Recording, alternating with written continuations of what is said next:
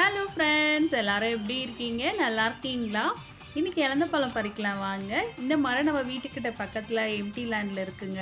வீடு கட்ட வந்தா கண்டிப்பா மரத்த வெட்டிடுவாங்க. அதுக்குள்ள நம்ம இருக்கிறதெல்லாம் பறிச்சு சாப்பிட்டு என்ஜாய் பண்ணிக்கலாங்க. இந்த மரத்துல நெறைய பழங்கள் கொத்து கொத்தா இருக்குங்க. நல்ல டேஸ்ட்டாவும் இருக்குங்க. மாவு போல. இன்னைக்கு இவ்ளோ பழம் கிடைச்சிருக்குங்க. எனக்கு சின்ன வயசுலேருந்து இலந்த பழம்னா ரொம்ப பிடிக்குங்க. உங்களுக்கும் பிடிக்கும்னா கமெண்ட்ல சொல்லுங்க. இது வந்து சூரப்பழம்னு சொல்லுவோம். உங்க ஊர்ல என்ன பழம்னு சொல்லுவீங்கன்னு கமெண்ட்ல சொல்லுங்க.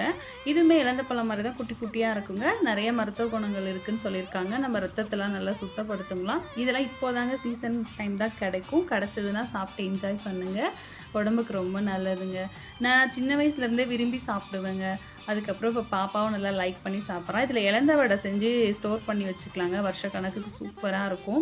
உங்களுக்கு கிடைச்சதுன்னா ட்ரை பண்ணி பாருங்க. தேங்க்ஸ் ஃபார் வாட்சிங். நவாநவி கார்டன சப்ஸ்கிரைப் பண்ணுங்க, லைக் பண்ணுங்க.